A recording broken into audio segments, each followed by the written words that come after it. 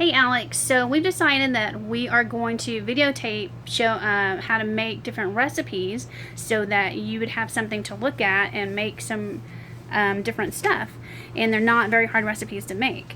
So the first one, the one we're going to show you today, is we're going to call it a shrimp bake. And it's super easy, doesn't take very many items, and I think you'll really like it. So let me show you what kind of ingredients you're going to need for this. So the ingredients needed are, so the ingredients you will need are some shrimp, and this is the package that we got. And we got it in large, but you can get it different sizes or even bigger if you want to. And for this recipe, we only needed about half of it. It's already cooked and everything. We put that in a bowl. And then we got some sausage, and we got the Hillshire Farm hot smoked sausage. It's got a little bit of a spice to it, but it's not too spicy. I think you'll really like it. And Dad cut it into bite-sized pieces, and then that went to the bowl with it.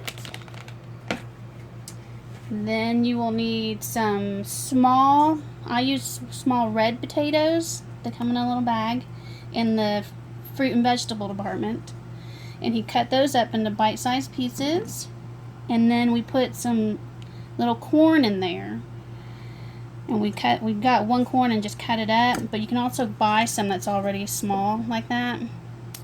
You're also going to need some Old Bay seasoning, which you can find in the seasoning aisle. Or, doesn't matter, I mean, season. Or you can use Seasonal if you want to.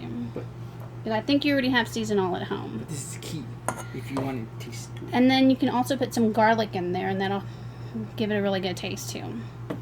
So you're gonna need some foil also.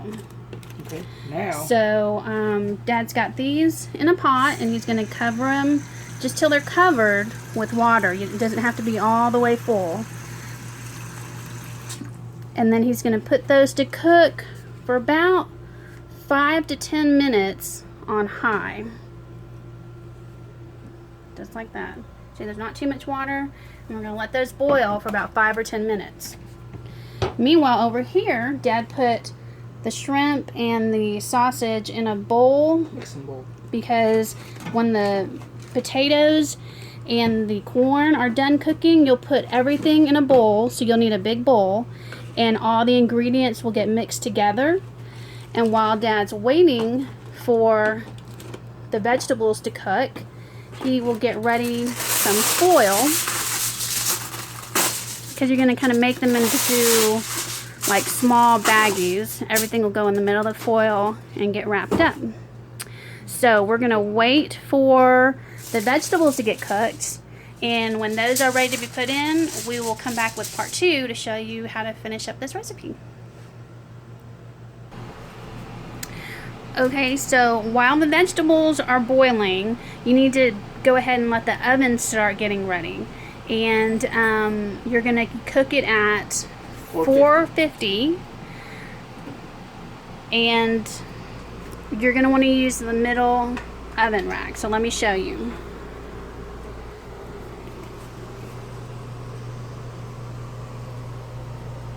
You want to set your rack in the middle, and that's where you'll place your tray. But for right now, we're just going to have it preheating. So that means that we're going to turn it on to 450 and let it start getting hot while we're putting everything together. So I move the dial. Let's go with 400. Let's cook it at 400. Turn it to 400 and let it sit. The vegetables are almost ready. You don't want to overcook the vegetables. You want them to be a little bit hard, because then you're going to continue cooking in the oven, and that'll make them even more soft. So only cook them for about 10 minutes, maybe not even that much, and then they'll be ready to use.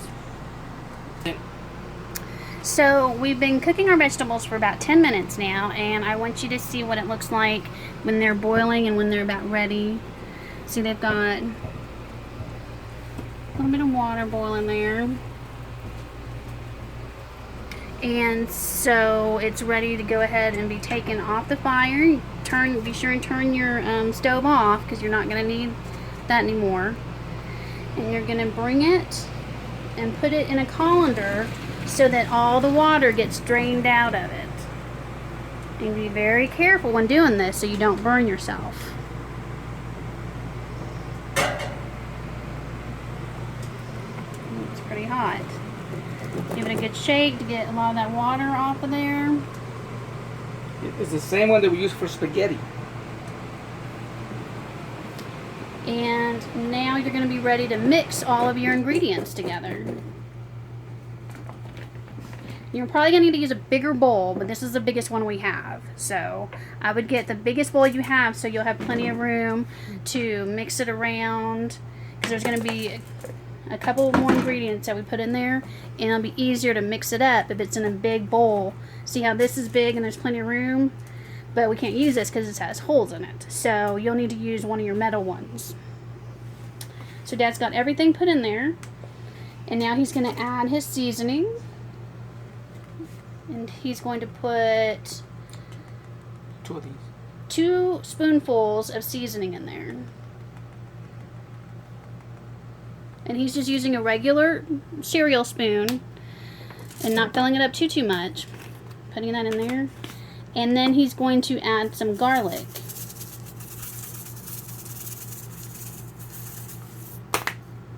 And you can add a little bit less or a little bit more. It just depends on how much you like the garlic taste, which we like it a lot. And then he mixes it all up so that all the pieces get some coating on it. And then there's another final ingredient that'll be added to it. I'm scared. Seeing if it looks like it doesn't have enough, just add some more to it. But it's better to start off small and then be able to add more to it than to put too much and ruin it. So what Dad has done here is taken some foil and cut him into good sized pieces, about an arm's length. Fingers out. And you're going to take your mixture and put a little bit right in the middle of the foil.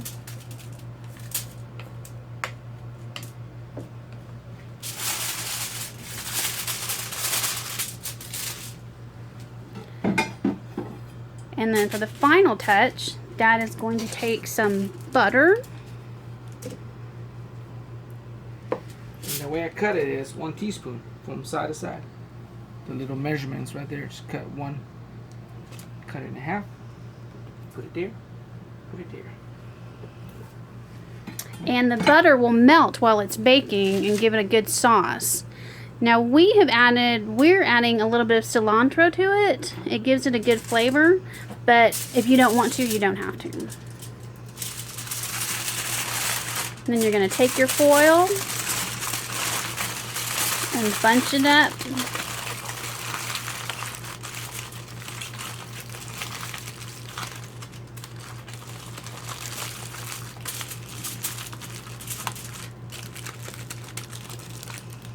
Like so. And then it will go right onto your middle rack like so. And then Dad's gonna make a second one, but he's gonna set the timer so that he knows how long to cook it for. It's gonna cook for 20 minutes, and you can see there's a kitchen timer on your microwave. Put in 20 minutes and then hit start, and it'll do a timer for you. If you have problems figuring that one out, you can also use a timer that's on your phone. I know you know how to use that one. So, we're making 2 packets. So Dad is starting the second one.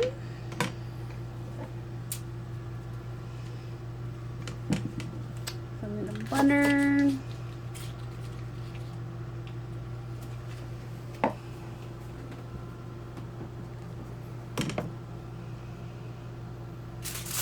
And then he's going to fold up his packet so that none of the butter comes out. Like so. And it's going to go into the oven with the other one to cook for 20 minutes. And then when it's done, we'll take it out to you and show it to you so you can see what it looks like. Okay, so we'll be back. Okay, so it's been about 20 minutes that the packets have been cooking, and while those are cooking, you can take the time to go ahead and wash all the things that you use, like your colander, anything like that, so you'll have room to do what you're going to do next. Dad is going to take out one of the packets from the oven, and be sure and use your mitts and maybe some tongs. Be careful, it's going to be very hot. You want to carefully open them because steam's going to be coming out. Now your and face, you don't want to away. Yeah, keep your face back and your fingers back so it doesn't burn your face or your fingers. And it looks so good. So once you've gotten that open, let some of the steam go out, and then you're going to take your packet and just dump it into your bowl.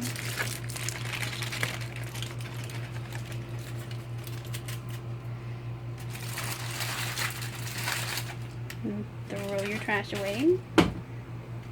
And then if you want to, you can add on there some lemon, a little bit of seasoning. And that's it. That's all there is to cooking it.